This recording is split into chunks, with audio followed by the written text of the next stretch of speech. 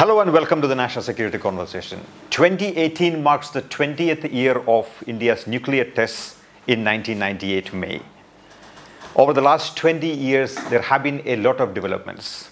There is also another school which says that India may have been on the nuclear weapon path well before 1998, at least a decade before India started its nuclear weapon pursuits. But 1998 makes a difference simply because that's when India declared its nuclear weapon capability, tested its nuclear devices, and came out in the open and sought the acceptance of the international nuclear order. So the question that we must ask ourselves today is whether nuclear weapons have made India safer and more secure today, 20 years down the line. What is the state of India's nuclear policy? What is the state of India's nuclear doctrine? And what is the state of deterrent stability in the Southern Asian region, which includes 3 nuclear weapon states, China, India, and Pakistan?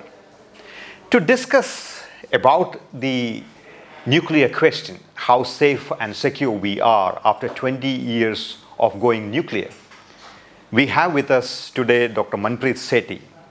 Dr. Manpreet Sethi is a senior fellow at the Center for Air Power Studies, a think tank that is associated with the Indian Air Force based out of New Delhi. She was earlier a research fellow at the Institute of Defense Studies and Analysis, a defense ministry think tank again based in New Delhi.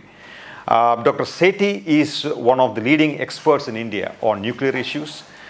She's written a great deal on nuclear stability, India's nuclear policy, India's nuclear doctrine, and a variety of related issues. Dr. Sethi, welcome to the National Security Conversation. Thank you so much. A pleasure to be here. Dr. Sethi, let me start by asking this question that I just raised, which is how safe and secure are we after 20 years of going nuclear in a sort of open, declared manner?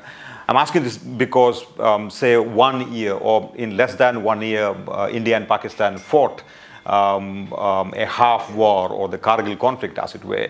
If nuclear weapons are supposed to stop wars from happening, that didn't stop. And over the last 20 years, we've had, say, terrorist attacks like the Mumbai attacks, or say, several other small and big attacks. The infiltration hasn't stopped.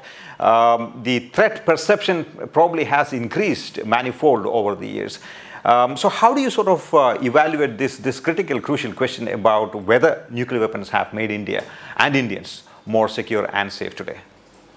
That's a great question to start with, and I don't think there can ever be a yes or a no answer to a question like this as to how secure is India. Is it more secure or less secure after having acquired nuclear weapons? Different countries acquire nuclear weapons for different reasons. India did it essentially because we had these 2 nuclear-armed neighbors with whom we have territorial conflicts. So essentially, nuclear weapons for us meant stopping the possibility of the use of nuclear weapons, which both sides had, as well as stopping the psychological use of the nuclear weapons through nuclear blackmail or coercion. So it was to counter such possibilities that India felt the requirement to test its nuclear weapons in 1998, because there were other pressures of non-proliferation which were also beginning to pile up during that period. So a call was taken and India tested its nuclear weapons in 1998. Now, you are very right in saying that that hasn't stopped Pakistan from exercising lower levels of conflict, inflicting terrorism on India. And that's the funny thing about nuclear weapons, because they open up this window where lower acts of violence can be taken by countries that are not satisfied, that have revisionist agendas of any kind, or which have an attitude which is hostile to the other side, and therefore this window opens up. Right. So we have the case where Kargil happened in 1999, but I think Kargil turned out to be a lesson for both India and Pakistan on what nuclear weapons can and cannot do. So for India, what is it that they get? India learned the lesson that there is the possibility of conventional conflict, which is still possible with the presence of nuclear weapons, but that conventional conflict will have to be fought in different ways. It cannot be the same approach that you took earlier times, which is why we saw that you wanted to keep escalation to the lowest possible level. You tied your own hands in order to respond to the situation, but you realized that you can respond to the situation at the conventional level. So I would say to a question that you've asked of how secure India is, India is secure in the sense that nuclear weapons have not been used. neither psychologically nor physically. In the case of Doklam, India could stand up on its feet. India did not get pushed over. If India did not have nuclear weapons and China had nuclear weapons, Doklam could have played out very differently than what it did. So to that extent, yes, they've made India more secure. But on the other side, Pakistan does tend to get away with its use of terrorism because of its own nuclear weapons. So to that extent, we've become less secure. So you're basically saying that at the strategic level, it sort of infuses a certain level of deterrence. Yes. But at the tactical level, it may not necessarily come into operation. And therefore, these are challenges of a different kind which will have to be handled differently. Nuclear weapons cannot provide the answer for all kinds of security challenges. Nuclear weapons are essentially meant for nuclear deterrence. And to that extent, they've been useful for India. But to the other challenges which are coming up at lower levels, we'll have to look for different solutions. There is also a school of thought, not just in India, but scholars around the world have argued that the Indians have somehow developed nuclear weapons in order to cater to a certain reputational need. It is not all that security need that Indians have been always looking at. Nuclear weapons give you a certain amount of reputation, prestige in the international order, as it were. So you've just seen how North Korea has behaved, how North Korea has been able to somehow bulldoze the major powers in the international system and get what it wants. Well, there is a deterrence aspect to that, but there is also the reputation aspect. But so, what would be your answer to the school of thought that argues that reputation is one of the fundamental things that India looked for? I think reputation or prestige, ironically, gets associated with nuclear weapons. And for that, India, it became a collateral benefit for India. That was not the prime driver as to why India tested its nuclear weapons. I think security was the main reason. And we needed nuclear deterrence during that period of time because if you remember, the Comprehensive Test Ban Treaty had come into play in 1996. And it had decided that there will be 3 years in which countries which had been listed by Annex 4 there will have to sign on to the CTBT. Otherwise, they could come in for all kinds of actions. Which could be sanctions, which could even be military actions. So therefore, India had that window only of 96 to 99 in which it had to take a call on whether it wanted to remain non-nuclear for all periods of time or whether its security demanded it to bring out its nuclear weapons into the open. And I think it was the security concern that made India take this decision. Unfortunately, since nuclear weapons get associated with reputation and prestige and nuclear technological prowess, well, we became beneficiaries of that. So you're saying there is nothing wrong with associating nuclear weapons with prestige and reputation, but let's not forget the fundamental part of nuclear weapons, which is to provide you with existential security. I'm not saying it's wrong. I'm saying it's a fact of life. The fact that all the 5 countries which are members of the UN Security Council also happen to have nuclear weapons brings automatically de facto a reputation along with nuclear weapons. So it's not a question of right or wrong. The reason that we never can get to disarmament is essentially because we attach reputation and value to nuclear weapons. But I'm not saying that's the prime driver for India to go in for nuclear weapons. Security concerns were the prime driver for India. All right, Dr. Sethi, you've written a lot about India's nuclear doctrine, India's nuclear policy. Let's discuss a little bit about India's nuclear doctrine. The first unofficial doctrine, the draft nuclear doctrine, came out in 1998. 1999, sorry. And the official doctrine, a half-page doctrine, came out in 2003. The international system has undergone a lot of changes since India went nuclear in 1998. In fact, countries around the world have been, China, Pakistan, United States, Russia, have been making changes to their nuclear arsenal, to their doctrines, etc., etc. For example, the Russians are modernizing their nuclear arsenals as we speak. The United States has articulated a flexible, tailored nuclear deterrence strategy that will rest on a diverse set of nuclear capabilities and has allocated billions of dollars for modernizing their nuclear weapons. The Chinese have been advancing space capabilities to improve their ISR, the intelligence, surveillance and reconnaissance. Pakistan has moved towards full spectrum deterrence weapons and has inducted, if not deployed, tactical nuclear weapons. So when India looks at, as a scholar, as a researcher, when you look at these developments around the world and around the region, do you think that we have been a little too quiet about our nuclear doctrine? There needs to be a requirement to take a re-look at it and probably revise it, review it. What is your opinion on that? You're very right. The nuclear landscape is changing very fast, and it's certainly very different from the time in which India drafted its doctrine. But nevertheless, what does a doctrine do? A doctrine lays down certain guidelines and principles. The doctrine doesn't need to change unless, for instance, those guidelines and principles need to change. And the principles or the guidelines can be far more abiding and timeless than strategies or postures need to be. And I'm making a clear distinction between nuclear doctrine, nuclear strategy, nuclear posture, nuclear action. All of these are working at different levels. For me, the doctrine is at the highest level. It's laying down certain guidelines, it's giving you certain principles, it's giving you the reason as to why you acquired nuclear weapons, what is the purpose that you're going to use it for, when are you going to employ it, how are you going to deploy it, what are you going to build. All of that is coming from those principles or guidelines of the doctrine. So it's not the length of the doctrine that is really essential. It's the content of the doctrine that's very important. And as I see it, while the capabilities are changing, it might require on the part of India to change your capabilities to match with them. But those capabilities can still remain within the band of the guidelines which has been given by the doctrine. What does the doctrine say? The doctrine says credible minimum deterrence. That's how we want to build our arsenal. Credible and minimum are the qualifying adjectives for deterrence.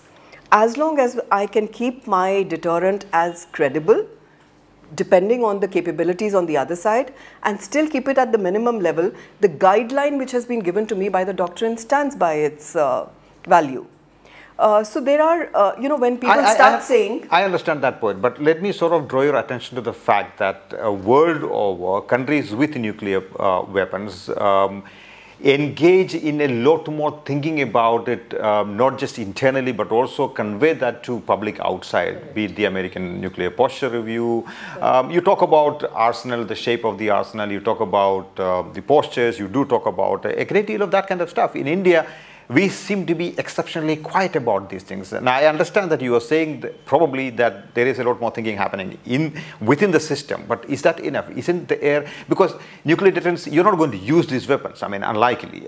This is also about messaging, this is also about inducing a certain amount of deterrence in your adversary, so which means you need to engage in a lot more sort of messaging and talking about these kind of things. Would you agree?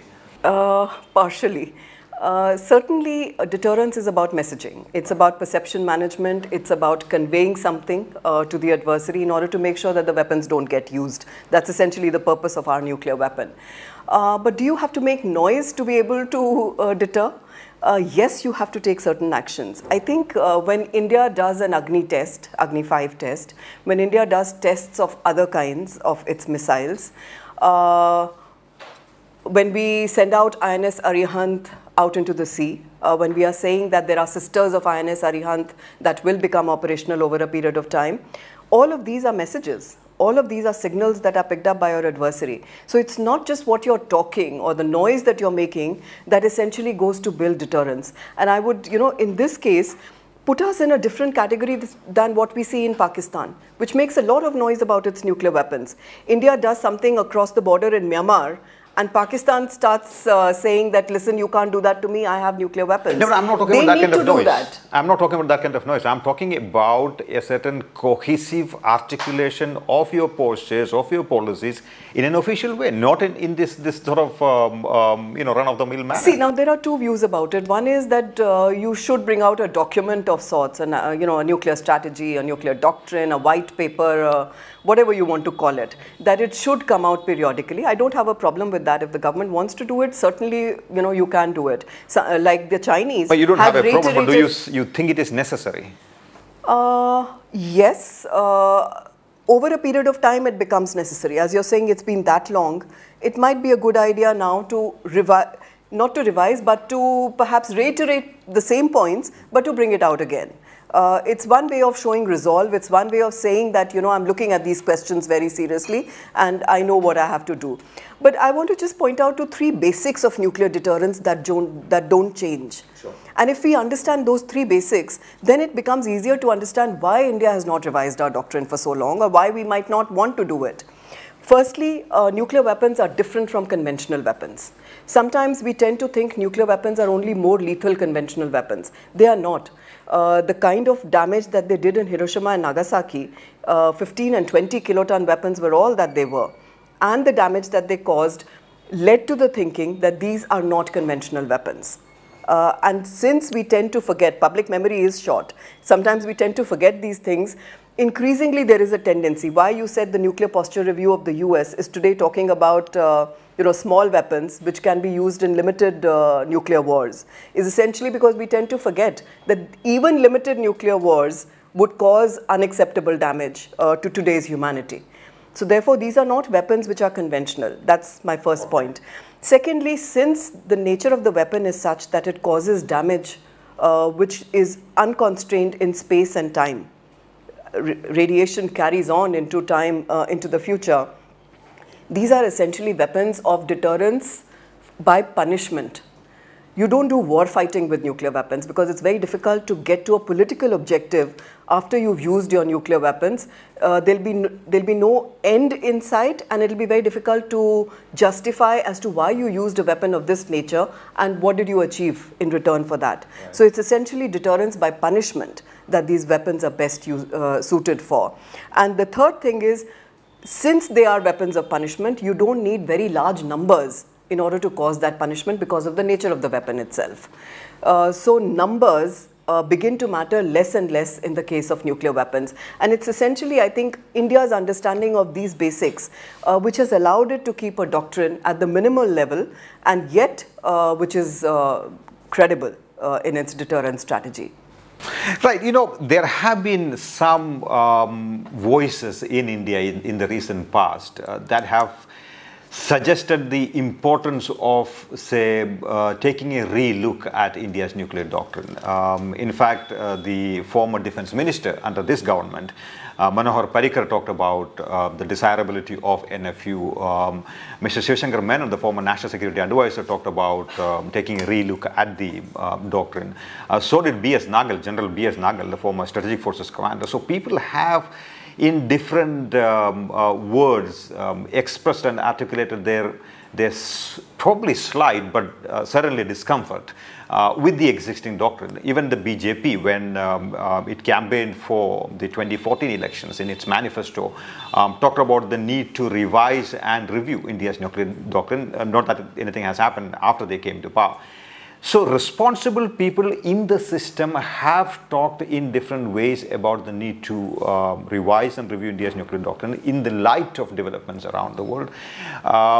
Do you think, therefore, that they are making that their apprehensions are probably right, and therefore there's a need to take a look at the doctrine?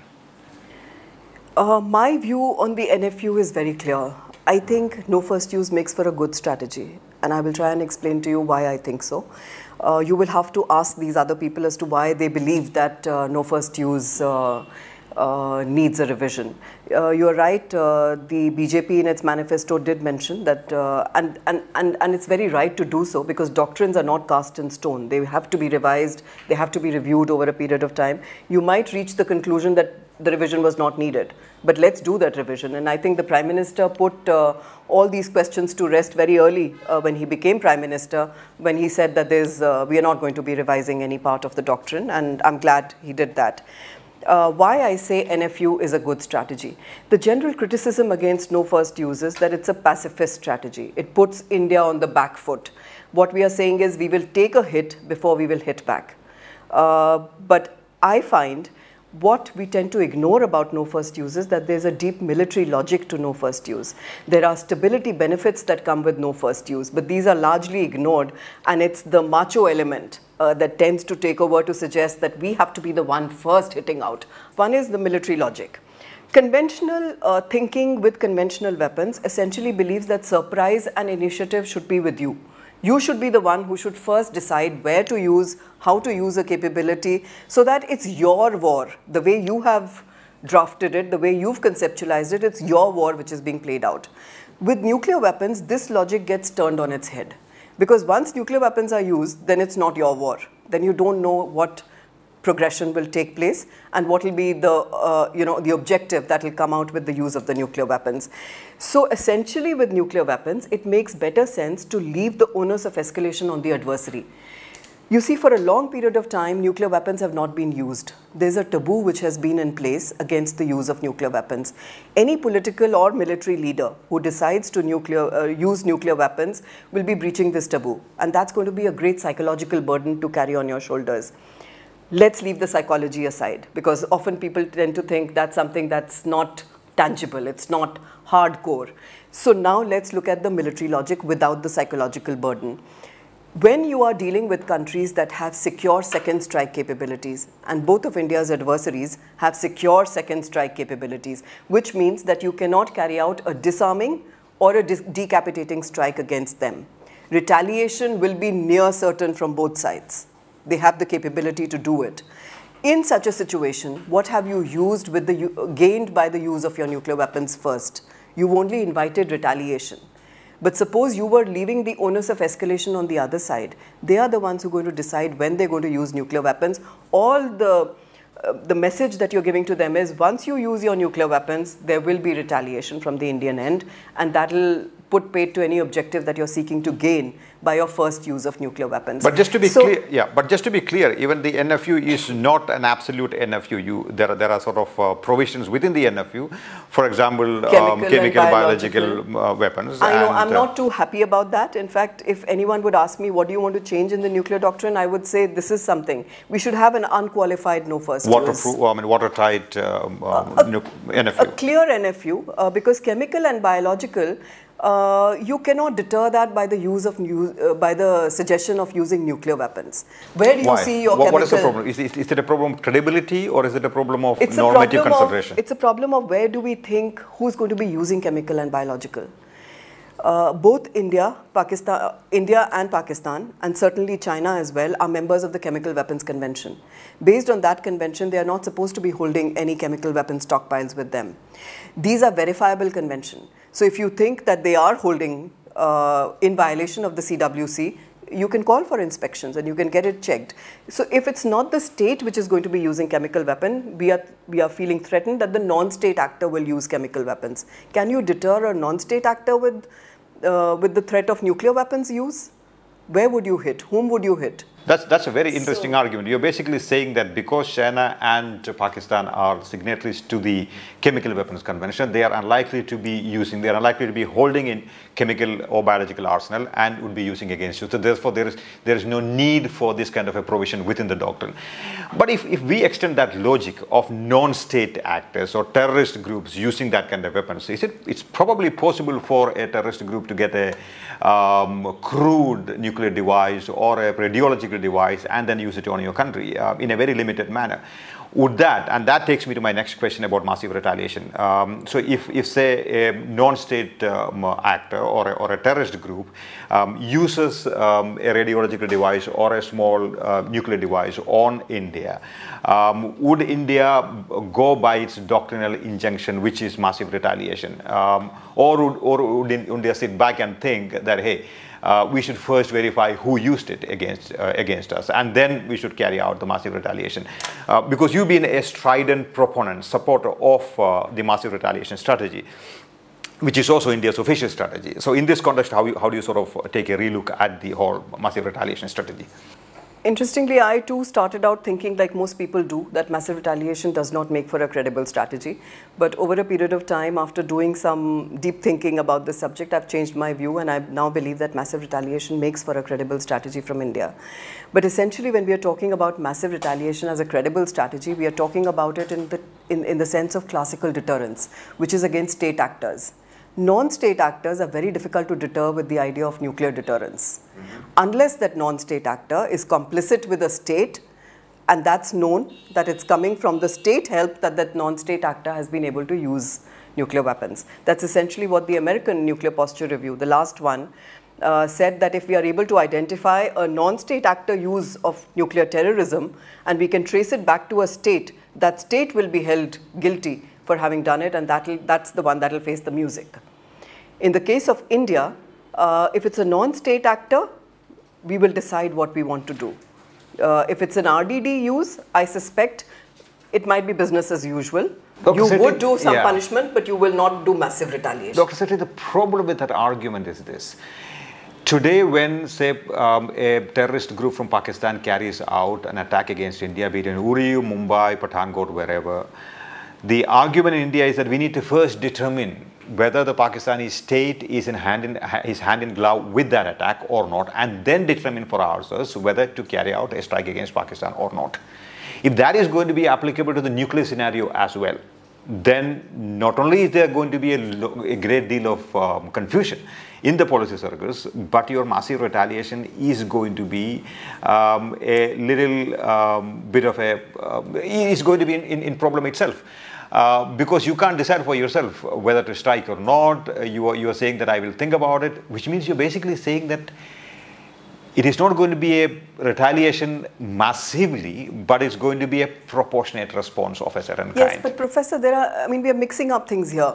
When you're looking at the non-state actor using something, and that's the benefit that Pakistan has today with the instrument of the non-state actor, that it has that idea of deniability. And it's always India which is put on the back foot in order to establish that link with the state. If we are not able to, if we are so careful about establishing that link before we do any retaliation at the conventional level, do you think it will ever be possible to do nuclear retaliation without making that link very clear? It's never going to be there. That's true. But your massive retaliation, why I find massive retaliation credible is when we are looking at the state actor using nuclear weapons. So when Pakistan says that I will use my tactical nuclear weapon against you and you will not be able to do massive retaliation because my weapon will be very small. It would have hardly caused any casualties.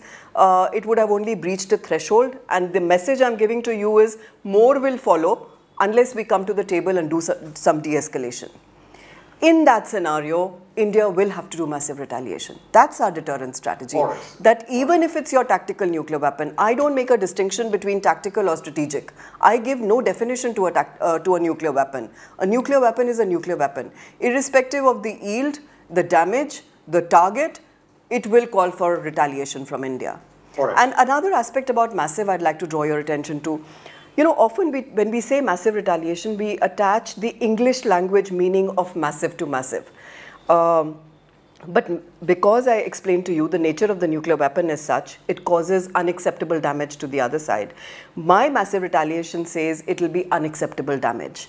So it's not dependent on the amount of ordnance I'm going to send at you, which needs to be massive. Even if I'm, lifting out not more than 5 nuclear weapons at you, the damage that will be caused will be massive. So it's not the massive part, in my mind, need not be associated only with the amount I'm throwing at you, but the amount of damage that I'm causing at you. In the case of China, for instance, even 2 missiles on 3 Gorges Dam would cause massive damage. That's massive retaliation as well. Let's sort of freeze that for a moment. Let's go back to the other argument that you made about the causality of a terrorist act against India. Who causes that, and the fuzzy linkage between the non-state actor and the state actor in Pakistan. We have that fuzzy linkage now at the conventional or sub-conventional level. If that happens at the nuclear level, it's going to be even more difficult. It's going to be even fuzzier. So in that kind of a context, the doctrine should basically say we will determine and then we'll decide, and it will be a proportionate response. But the doctrine doesn't say that. At least that's my view. But you seem to be contradicting that. No, I'm not contradicting that view. You are right in suggesting that the doctrine is not making any pointer towards the non-state actor use of nuclear weapons. In fact, that's a lacuna of the doctrine, that it doesn't talk about the non-state actor use of nuclear weapons. The doctrine is essentially meant for state use of nuclear weapons. Right. So you are right when you are saying that, it'll become fuzzy.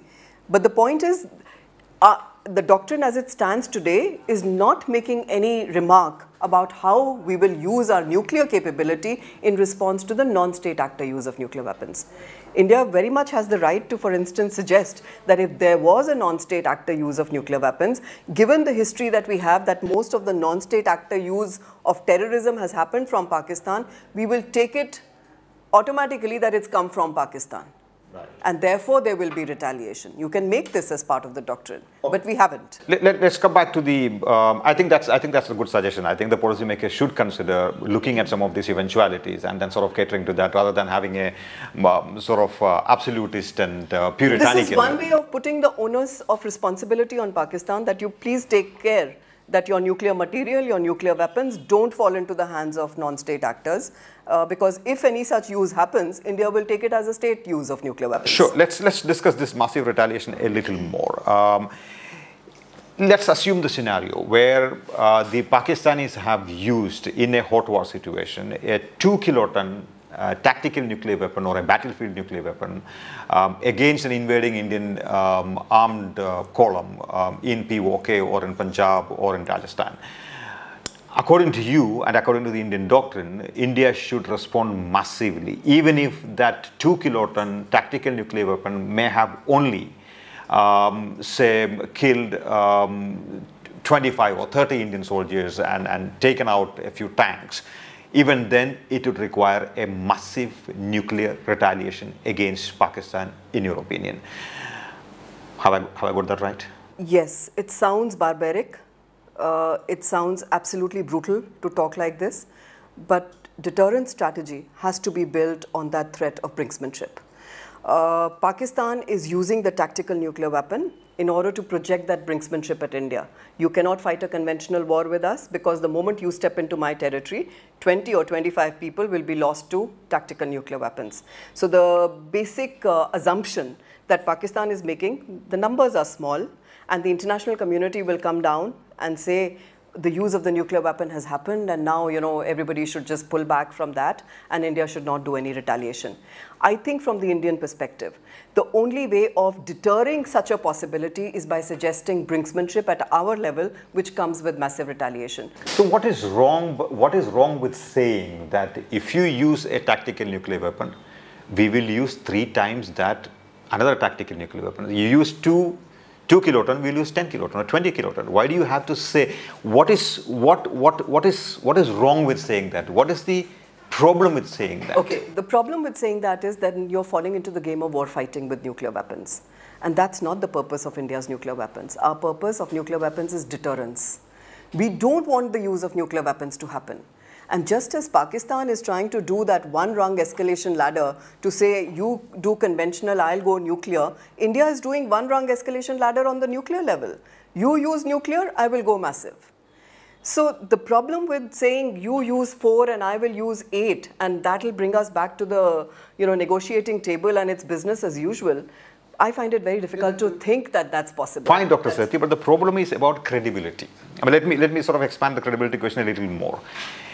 Given the absence of a well-detailed doctrine on the one hand, and many scientists have said, including Dr. Santhanam, have said that India does not have a hydrogen bomb. India only has atomic bombs, and and India claims officially that India has hydrogen bombs, whereas people have said that the hydrogen bomb test in 1998 was a dud. So there is a credibility problem there. There's a credibility problem about massive retaliation. Why don't we address the credibility problems and be clear about it? All right, we probably don't have the hydrogen bomb, but we do have the atomic bomb. But if you do this, this is what we are going to do. Rather than sort of playing into this problem of lack of credibility. Now, it's a question of how one is defining and who is thinking credible or not credible. Credibility is at the heart of deterrence. Right. If you don't look credible to the other side, then your credibility means zero. You're claiming to have weapons that you don't have. Well, I don't think a Pakistani can take a chance by saying that if I'm claiming that I have a hydrogen bomb, and when push comes to shove and that weapon gets used, that it will not actually function. Will they be able to make their actions, their strategy based on that kind of an assumption? Deterrence is all about, as we said in the beginning, it's a mind game. It's all about perception management. Why do I have to clarify to them whether I have this or not. And do you think, I mean, if you believe that we have only fission weapons, and it's on record from very well-known scientists who've said that, you know, from 20 to 200 kiloton weapons, we don't have a problem. We can build them, we can use them. It is about, because deterrence is about capability, credibility, and communication. Correct. You are investing in capability. Fine, I understand the capability part, 20 kiloton to 200 kiloton. But what about credibility? You are claiming things that you don't have. So that takes me to my next question. Should India therefore test again? I don't think it's necessary for India to test again. It's not going to be possible because of the international climate. A fusion test, you don't need, that is necessary. I don't think we need it. I think it's not inflicting on our credibility. The credibility is not just coming from your capability. The credibility is also coming from resolve. And your resolve is evident through your command and control structures, right, military command and control, and your political systems. So if both of these are able to show that resolve, it's going to matter very little to both Pakistan or China whether you used a thermonuclear weapon or you didn't use it. So deterrence can be established even without having thermonuclear weapons. And I'm not saying we don't have thermonuclear. I don't know. These are two sets of scientists who have had this, you know, talk in between them. And one side is equally convinced that we have them, just as the other side is criticizing that we don't have them. But as far as deterrence strategy is concerned, I don't think it's important for India to test again and to establish that credibility. You can show that credibility through very many other ways. Sure, Dr. Sethi, you've written in the past that credible minimum deterrence is not a fixed figure. It evolves keeping in mind one's own and the adversary's capability to withstand a first strike. Are you saying that the number of warheads should keep increasing relative to the size of your adversary's arsenal? That minimum should be elastic. Is that your argument? No. My argument is not that you need to have parity based on the arsenal of the other side. He could have more numbers than I have, that doesn't matter. What matters is my ability to cause unacceptable damage to him. So if the other side has an effective ballistic missile defense through which he's able to protect himself, then my numbers need to change because they will have to cause unacceptable damage to the other side. So it's not based on the numbers of the other side. It's based on the capabilities that he might have to protect himself against unacceptable damage. In other words, even if China probably has today about 300 to 350 nuclear weapons. Supposing China has 2,000 nuclear warheads tomorrow, but India say has about 150 nuclear weapons, and India thinks that 150 nuclear weapons are good enough to engage in a counter-strike, in a second strike to take out key installations in China. That's going to be good enough. We don't have to say have even 50% of what China has. Is that the argument? You don't have to take out key installations in China. You have to cause massive retaliation. You have to, it's counter value targeting that you will do with your 150, which will be massive. Busting. Absolutely. So for that kind of a strategy, 150 is good enough as long as you can deliver them. You need to have missile ranges, you need to have reliability of missiles, you need to have a fair amount of accuracy of missiles to cause that damage. Numbers don't really matter in the nuclear game. Let's sort of shift gears. How serious is India about nuclear disarmament? Was India ever serious about nuclear disarmament at all? At a time when India was extolling the virtues of nuclear disarmament, it was secretly building a nuclear weapon. I tend to believe that India has been serious about nuclear disarmament. Even as you said, while we were extolling the virtues, we were keeping our option open. I won't say we were building nuclear weapons, but we kept that capability alive in order to go in that direction if we felt the need for it, and we did. So in your opinion, when did India start building the nuclear weapons? I think building means we had the capability, right? From 74 onwards, we had demonstrated the capability to build a nuclear weapon. In the decision, technology or in devices? In technology. We were building our nuclear material at that time. You need to have fissile material to build a bomb. Right. So your capability towards building a bomb was certainly going ahead. After 74, it was demonstrated that we could go in that direction if we needed to. You all remember in 1964 when China tested, Homi Bhabha had said that we can do it in 18 months if we, put our mind to it. No, as an analyst, as a researcher? As an analyst, and what I have heard from the strategic community which has been part of such exercises, I do believe we had developed a certain amount of capability in that direction. At the same time, we were also extolling the virtues of... Absolutely. In 1988, you remember Rajiv Gandhi was at the UN laying out the plan. And I think when he was doing that, he was very clear in his mind that if this plan gets accepted, India's requirement for going in for nuclear weapons will be nullified. He was looking, I mean, he presented a time plan of a particular, by 2020, 2 years from now, we would have been in a nuclear weapons free world. And why I say even today, India is firm on its commitment despite having nuclear weapons, and I don't see a hypocritical approach in this. For now, because of the nuclearized neighborhood that we are in, it's a short-term compulsion for us to have nuclear weapons. But I think it's a long-term aspiration of India to work towards a nuclear weapons-free world, because that's where our best security interests lie. Why? If Pakistan did not have nuclear weapons, do you think they could have gotten away with the kind of terrorism? Well, let's reverse the that logic. If supposing India and China do not have nuclear weapons, China is a superior power in terms of conventional arsenal. I would contest that. China is not superior to India? China is not superior in terms of the theaters in which that superiority will have to bring to bear for fighting a war with India. We're not talking about all-out wars between India and China. You're talking about areas in which you might have to bring that conventional capability to bear. It could escalate, bear. but you will keep that in mind. You will keep the... Certainly, and then conventional capability build-up is something that India is engaged in. You know, that conventional modernization has to continue despite having nuclear weapons.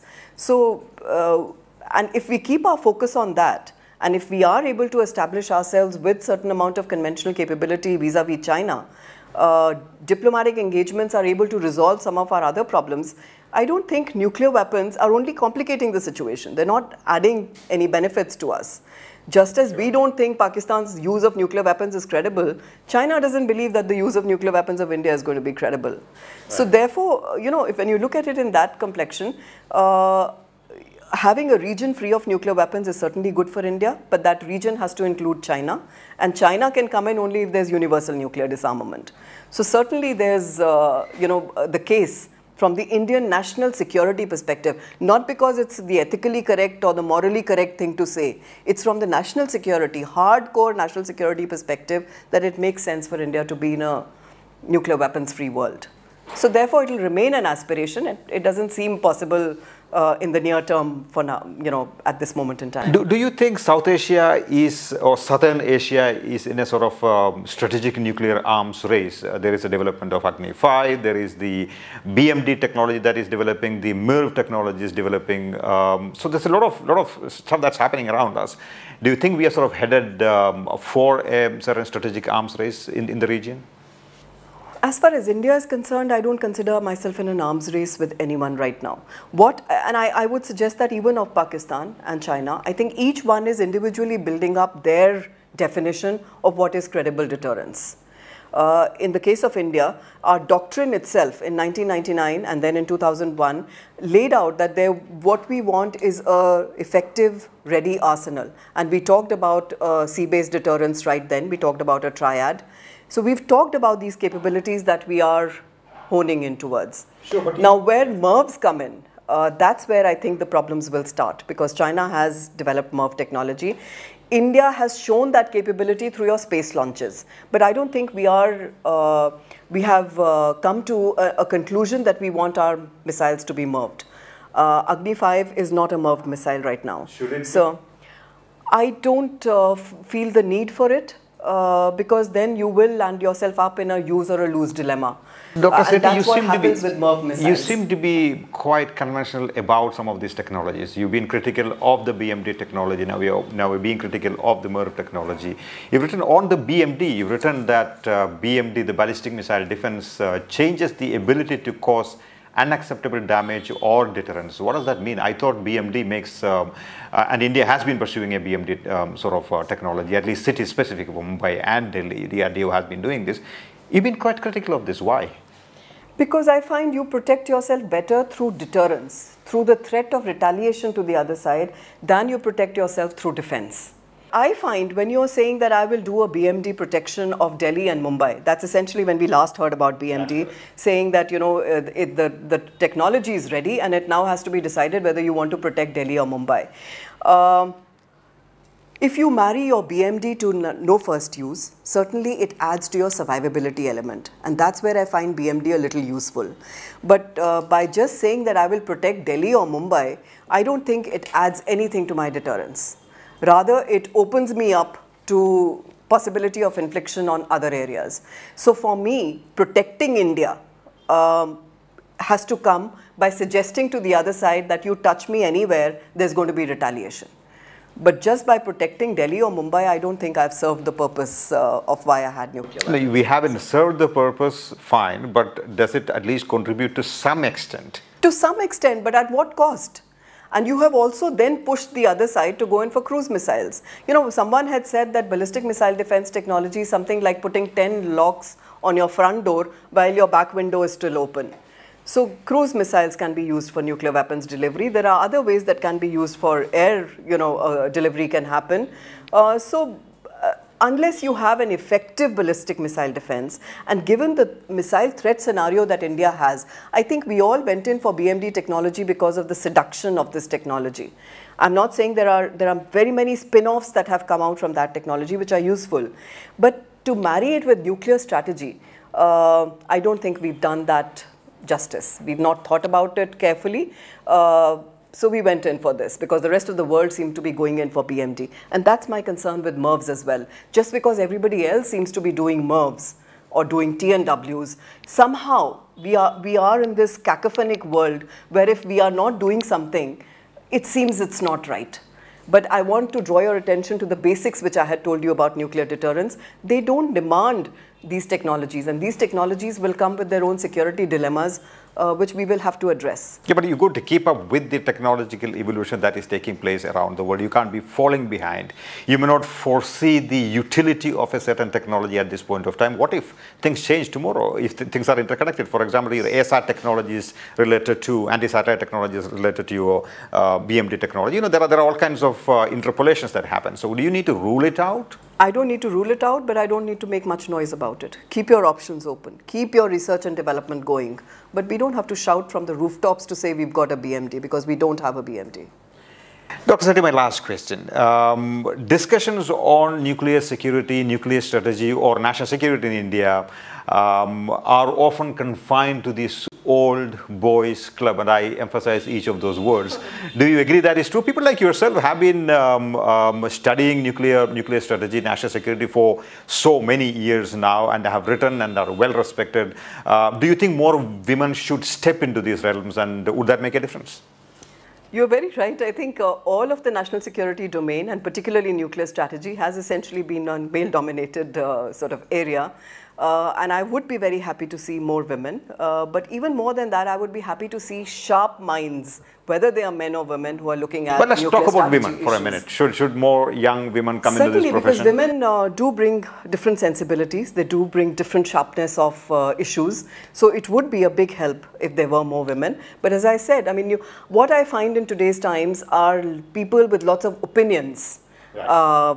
After reading, skimming the surface of many of these issues. I need more people who have looked at these questions deeply, because India's nuclear situation is a very complex and a very unique situation.